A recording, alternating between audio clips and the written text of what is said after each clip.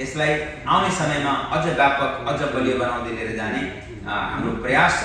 हामी Everest chamber of कमर्सको माध्यमले जुन प्रयास गरिरहेका छौँ यसलाई सबैले साथ दिनको लागि पनि अनुरोध गर्दछौँ। अब आदरणीय हाम्रो अध्यक्षज्यूले केही विषय राख्नुहुन्छ। नमस्कार। अब सम्पूर्ण भन्नुपर्ने कुराहरू हाम्रो महासचिवले भनिसक्नुभयो। मेरो एउटा मात्र भनाइ के छ भन्दाखेरि हामी पोजिटिभ रहौँ, दुवै देशका नागरिकहरू यस कार्यमा तत्पर रहौँ।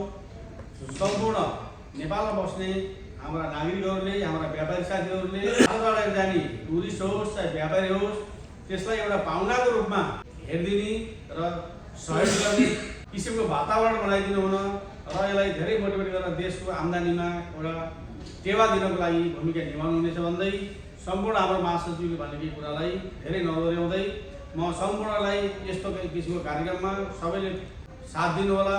सबैको सहयोग भयो अवश्य नै हाम्रो देशको भलो हुन्छ।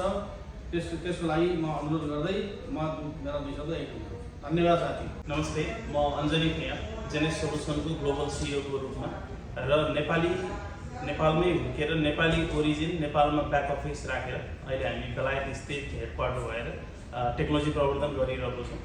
जेनरली टेक्नोलोजीको कुरा गर्दा इन्डिया जहिले पनि अगाडि आइरहेको छ, तर के कुरा हामीले नेपालबाट गर्न सकिने पोसिबिलिटी देखिरहेको छौँ भने नेपालमै टेक्नोलोजिकल सोल्युसनहरू बनाएका कम्पनीजहरू, SaaS प्लेटफर्महरू बनाएका कम्पनीजहरू जस्तो कम्पनीज लाइक IMS सफ्टवेयर जसले नेपालका सम्पूर्ण रिटेलको पोइन्ट अफ सेल सिस्टमहरू बनाएर नेपालभरि नै उनीहरूले दिनमा लगभग करोडौँ इन्भोइसहरू प्रिन्ट गरेको सिस्टमहरू बनाइरहेको छन्। यो चिजहरू हामीले इन्डियामा एक्सपोर्ट गर्न सकिने पोसिबिलिटी देखिएको छ नेपालमै बनेको पद्धति।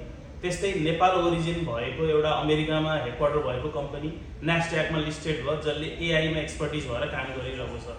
त्यो हेरिरहँदाखेरि यो लेटेस्ट कटिङ एज टेक्नोलोजिजहरू cloud, data, AI, cyber security, quantum computing यी विषयहरूको प्लेइङ फिल्ड भनेको इन्डिया आइटीमा विकसित भनिरहँदाखेरि र नेपालमा मेबी ठिकै होला भनिरहँदाखेरि प्लेइङ फिल्ड एकदम सिमिलर छ, जसले गर्दा अहिले नेपालमा वर्षमा 10,000 ग्रेजुएटहरू निक्लिरहेका छन्।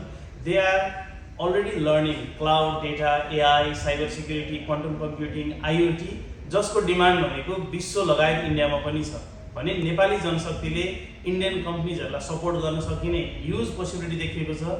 इन्डिया आइटीमा अथाह भनिरहँदाखेरि यी लेटेस्ट टेक्नोलोजीमा ट्यालेन्टहरू कमी पनि छन् र यिनीहरूको डिमान्ड पनि बढी छ भने नेपालमा सप्लाई बढी भएको सिनारियोजमा त्यो सप्लाई डिमान्ड म्यापिङ गर्न सकियो भने नेपालबाट सर्भिस एक्सपोर्ट गर्न सकिने एकदम राम्रो पोसिबिलिटी। एउटा त क्वालिटी, अर्को भनेको कस्ट। कस्ट पनि हामी pretty decent cost in Nepal र क्वालिटी प्रिटी म्याच्योर र मच बेटर भएको हुनाले यो एउटा नयाँ लेन्स योपालि हामीले इन्डो नेपाल ट्रेड फेस्टिभलमा प्रस्तुत गर्न खोजिरहेको छौँ। अब यही विषयमा मैले यो टपिकमा बोल्ने पनि छु। सो सबैजनालाई इभेन्टमा आइदिनु होला र एउटा नयाँ आइटीको पर्सपेक्टिभ पनि हजुरहरूले सुन्न पाउनुहुनेछ र यही निमन्त्रणा गर्न चाहन्छु। धन्यवाद।